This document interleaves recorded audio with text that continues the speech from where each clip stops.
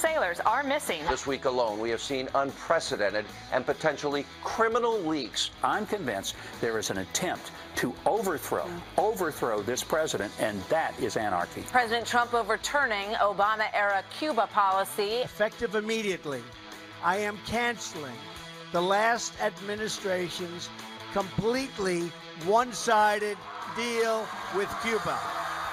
Not only was it keeping to a campaign promise by President Trump, it was also dismantling the Obama legacy. You heard that pledge. You exercised the right you have to vote. You went out and you voted. And here I am, like I promised. Like I promised.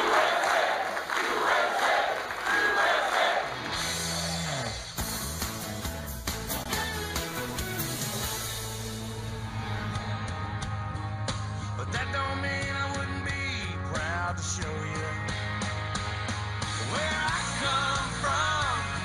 There's an old How good does that look? It's a meat party. Oh, that's out on our plaza. We can smell it from inside the studio. I can't believe Pete is still sitting here. It's amazing. I went out there Shocked. before the show. I didn't even prepare for the show. I prepared for that. He's not joking. I'm not joking. I don't even know what all of that meat is, but it is so good. And it is the official start of summer coming up next week, so we found every excuse to bring all the best barbecue joints we could to our plaza. If you came out here, you might even get a bite. Let's just call it what it is. There's There's any something called meat candy that we're going to be eating shortly. Meat candy? Meat candy. It's true. So we'll be out there this hour, the next hour. We also have a kind of an announcement, big announcement next hour that we might have. We do I don't have know. an announcement next hour. Abby has a secret that she won't tell, but maybe she will later. So you're going to stick around for the whole show, barbecue right. announcements, but we do want to begin with this serious story we've been following at Fox News Alert. 7 Navy sailors are missing after a U.S. warship crashes into a cargo ship off the coast of Japan. The badly damaged destroyer towed back to its Japanese base this morning. Ellison Barber is live in Washington, D.C. with an update. Good morning, Ellison.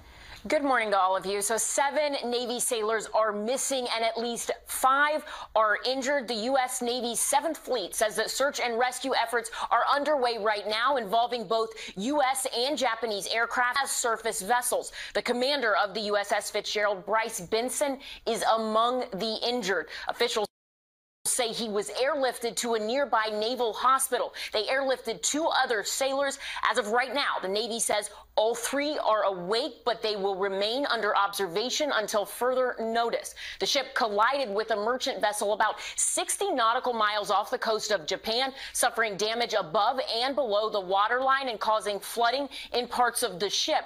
The Navy says that merchant vessel had Philippine flags. This all happened yesterday around 2:30 a.m. local time. The USS Fitzgerald is a guided missile destroyer and carries Tomahawk cruise missiles. Once it gets over to land, and we understand it's made its way there now, the Navy says they'll be able to figure out the extent of the damage here. Of course, the next big question is how could this happen? The U.S. ship was hit on the right or starboard side. The cause of the collision is still unknown. Guys? All right, stay on it, Ellison. A lot of big questions there. It's a stark reminder of how projected we are around the globe. Yes. Our Navy does so much silently to protect shipping lanes and American interests. It's surprising stuff like this doesn't happen more often. 7 sailors certainly in our thoughts. I know they're going after finding all these guys. Yeah, and it's just been quite an unsettling week with news. It's broke here on Wednesday. I was in for Ainsley that day, the shooting of the congressman on the baseball field. And now we're learning more about it, that names of 6 House GOP members were apparently found on a list that this gunman had made. Yeah, in the van of this gunman, apparently the Daily Caller first broke it, were names of 6 Republican congressmen. Here they are, Trent Franks, Jeff Duncan, Scott DeJarlis, Jim Jordan, Mo Brooks, Morgan Griffith. And in addition to all being Republicans, they're all known as conservative, likely Freedom Caucus members. Right. And it looks like those could have been the targets the shooter was going Well, for. we know that he asked, walking on the baseball field, to one of the congressmen who was on our show that morning, are those Republicans on the field or are they Democrats? You know, we want to bring in Governor Mike Huckabee for more on this. Governor, good to have you with us. Well, thanks. Great to be with you. And what a sobering reality about this shooter who now we clearly know this was not some random act of violence. This guy was very thoughtful and planned. He virtually camped out by that YMCA next to the ball field for weeks, and he had a list. This was a targeted, an assassination. But can I step this back a second?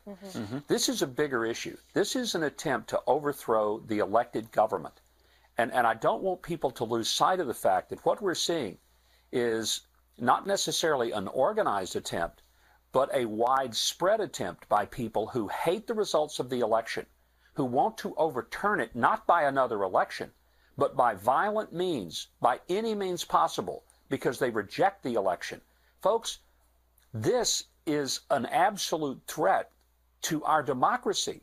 Forget the Russians. Forget the fact that people are saying, oh, the Russians tried to interfere with our democracy. They tried, but there's no evidence that they changed one single vote. But what we're seeing now is not a threat from the Russians, but the radicals. And we need to be a lot more afraid of the radicals who are trying to overturn a duly elected Congress and president than we are about Russians who may have attempted to do something in influencing the election, but there's no evidence yet of it. Strong statement, Governor, for sure. Of course, the Democratic Party has moved left and left and left. Whether they lose an election to George W. Bush, win it with Barack Obama, or lose to President Trump, the radicals, the leftists, the progressives have gained more and more power in that party. Now, the guy who pulled the trigger was the only one who pulled the trigger on that attack. But the rhetoric of resist, of impeach, of fight, of take to the streets has infected the lexicon of the left. Can the leadership of that party, where is the leadership, and can they pull them back from this precipice? I really don't know. I'd like to think that some of them would be more vocal in not just denying the veracity of this as a valuable tool, but I'd like to see them just outright say, guys, this is not the way that we change things we don't like in our government. We have an election coming up in 2018. You want to change it? Go out and get some new members of Congress in the Senate. 4 years, we have a presidential election. You can change it then. Right. But we don't do it in the meantime. And when I see all of these special prosecutors and then the radical attempts on the streets, a lot of people are getting the heck beat out of them because they're wearing a Trump shirt. Mm-hmm. And sometimes it's more subtle. It's like they don't get their picture in the school yearbook. Again, think about what this is doing. This is bullying. It's terrorism. Because when you scare people from wearing a shirt they want to wear, putting a flag on their car, wearing a badge, or going to a rally when they're scared to do it because they're afraid they're going to have the daylights knocked out of them by some radical leftist, then they have succeeded in changing the behavior of people in a free society. This is a threat to our way of life. It's frightening. Please don't let it get lost on that. Absolutely. Well, another part of this is that it is the investigation that's been ongoing of so-called Russian interference in the election, which then turned into collusion, which now is turning into obstruction. Some people feel like the new special counsel, Bob Mueller, is not only conflicted, but in an inquisition with a wide-open investigation, ultimately trying to build and make a case for, some are saying, impeachment. Mark Levin, a famed radio talk show host, had this to say in his program. We want to get you to react to it. Take a listen.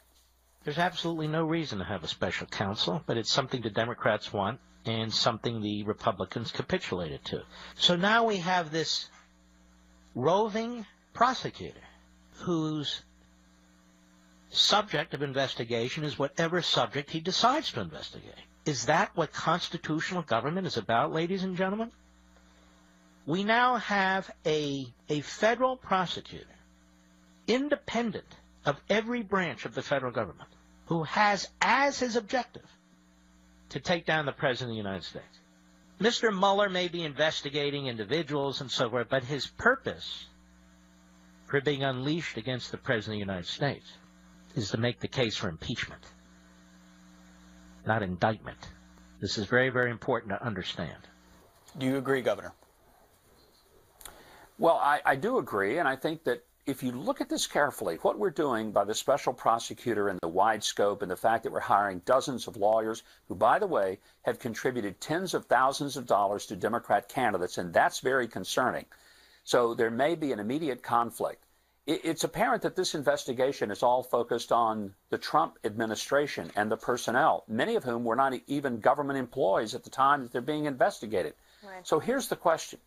Are we sending 6 fire trucks to put out the flickering flame of a candle, when in fact there are some raging fires that were never addressed, like the abuses of the IRS, Hillary's deleted emails, the 20% of our uranium that was sold off to the Russians, the selling of influence for contributions to the Clinton Foundation. I mean, where was the outrage for all of that? I didn't remember it. And now this is all based on what even prominent Democrats have said There's no shred of evidence that there was a connection between the president as candidate or as president and the Russians. None. So why are we doing this?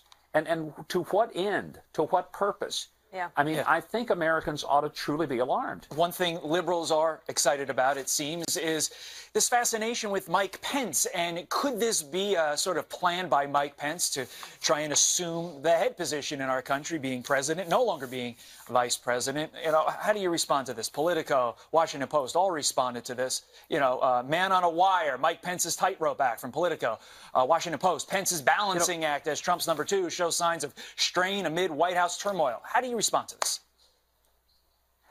I can tell you that there's more creativity on the left in the media making up these stories about, like, Mike Pence, and there is combined between Walt Disney and George Lucas.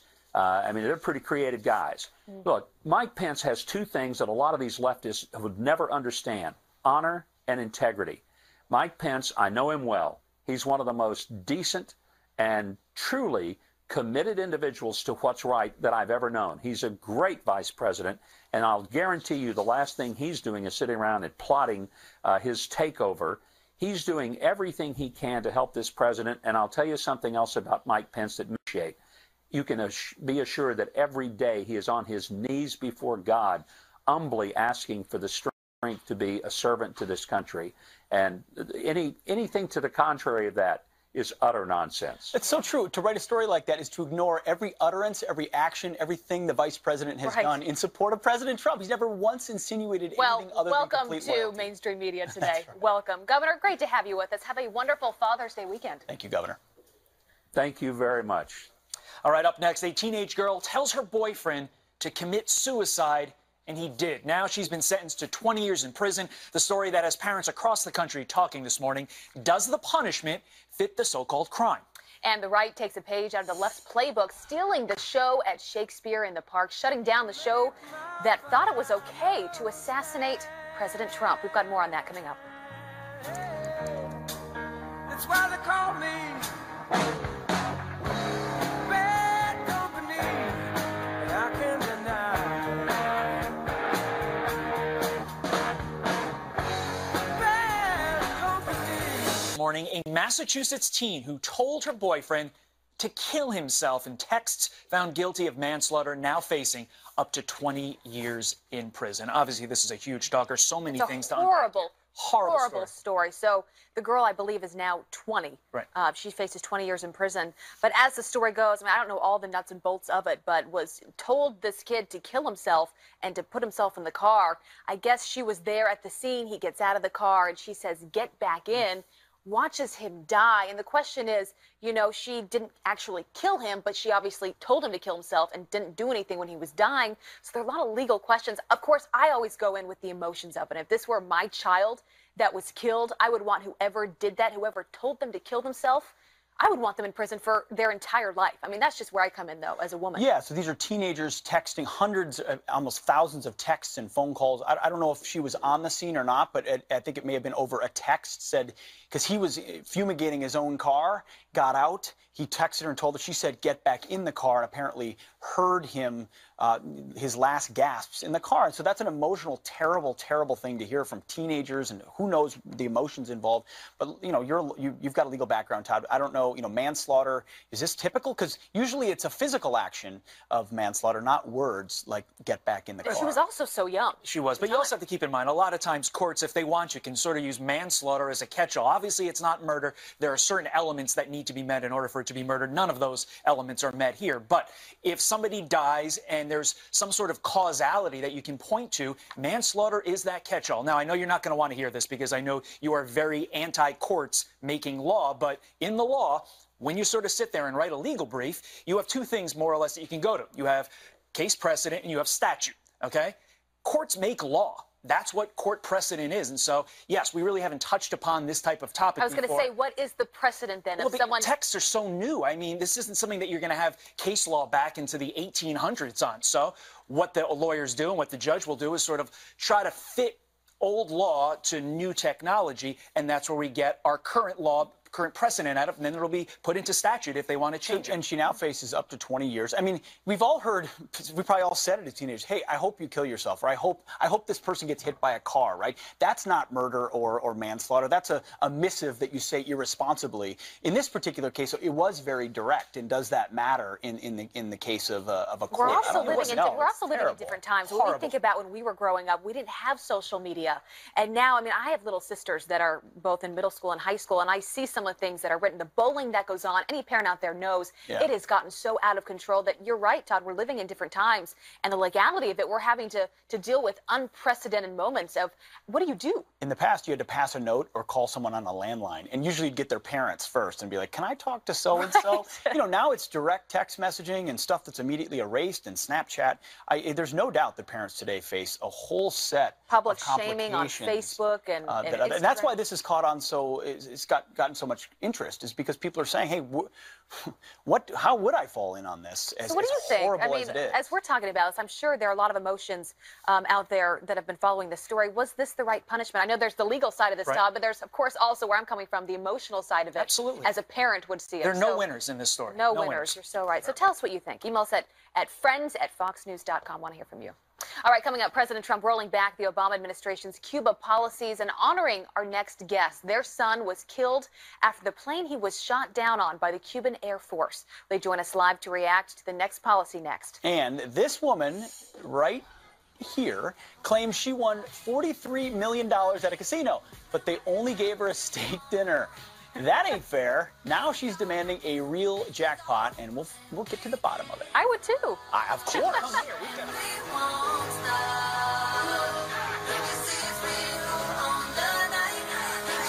Now, Border Patrol agents raiding a desert camp and arresting 4 men suspected of being in the U.S. illegally. The nonprofit camp in Arizona is designed to harbor illegals just miles from the border.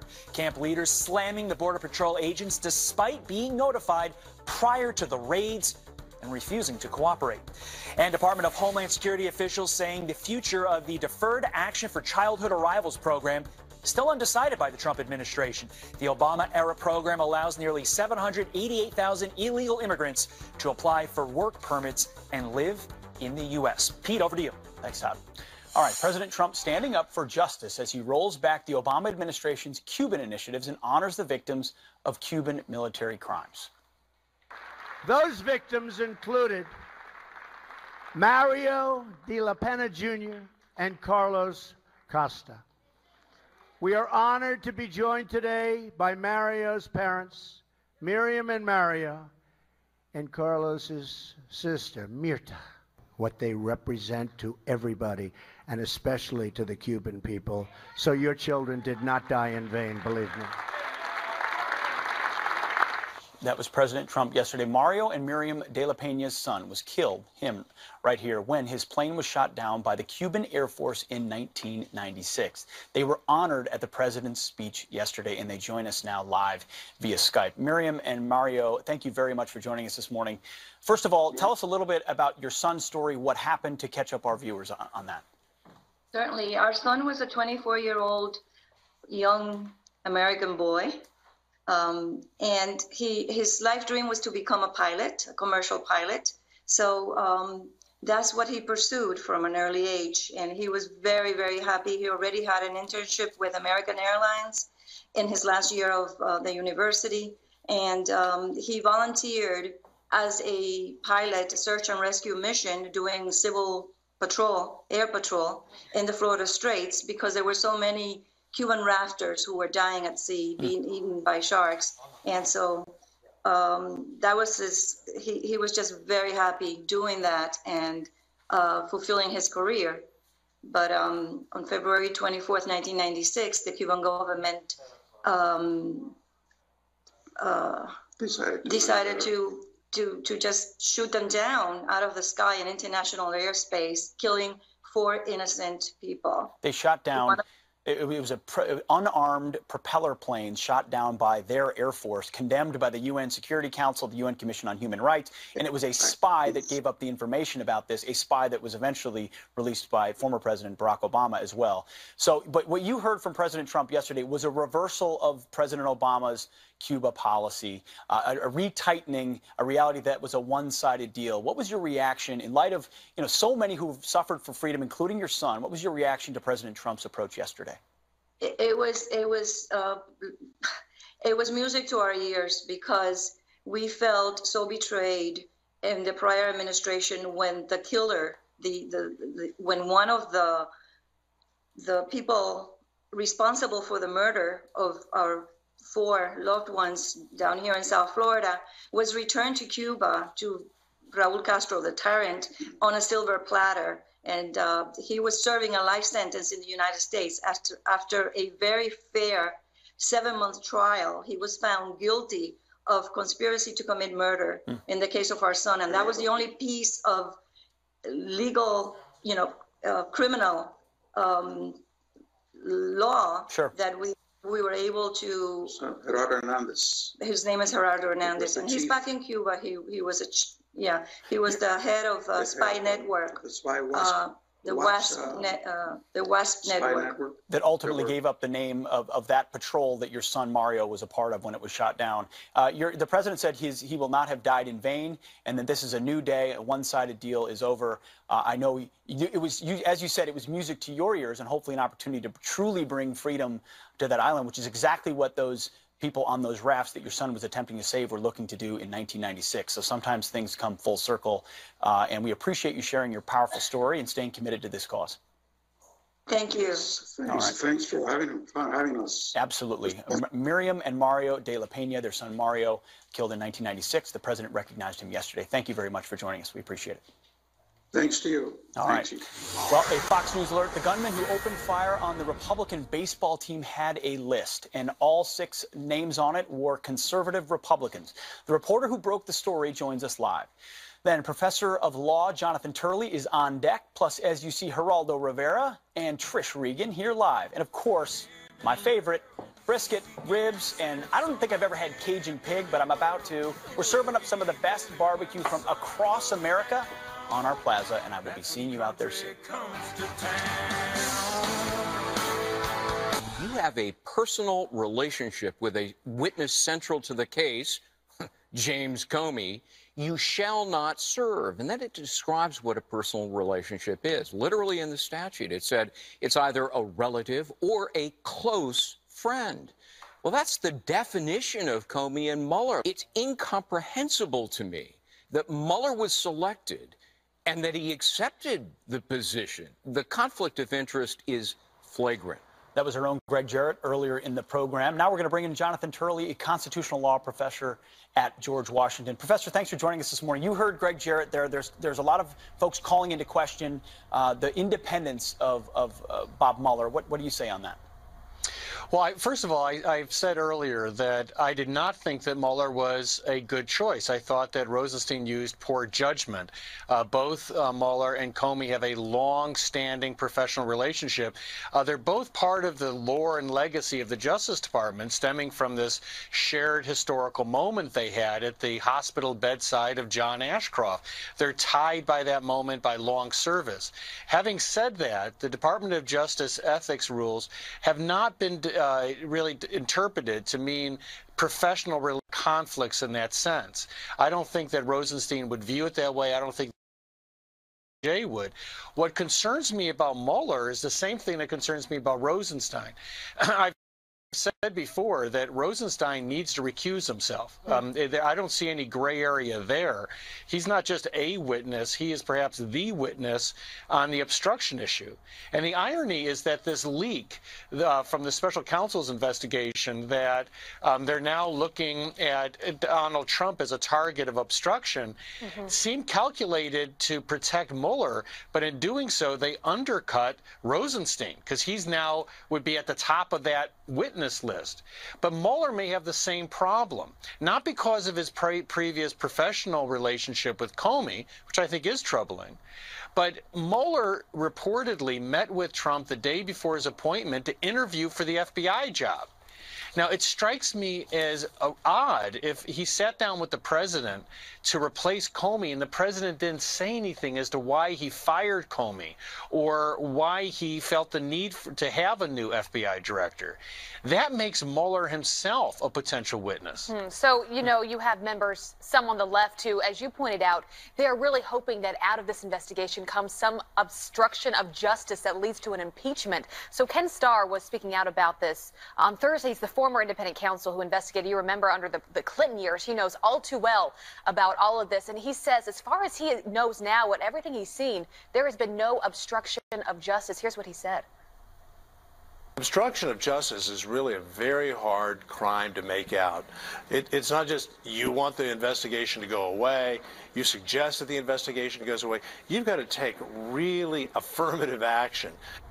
To be clear, we're not certain that photo is of Ken Starr, but his words speak for himself. We're going to correct that if that is false. But what do you make? I mean, those are some pretty strong words coming from someone who knows a lot of what he speaks. Well, first I want to know what happened to Ken Starr's hair, and that's the first thing He's that not we happy need to about get to the that bottom of. Okay, Ken Starr and I actually were in court together in the Clinton Clinton impeachment because I represented the former attorney generals in that fight. I agree with him. I've said for a while now that people are getting ahead of their skis on obstruction. This is not easy to prove. I've never seen a case ever prosecuted on this type of evidence. It doesn't mean that there shouldn't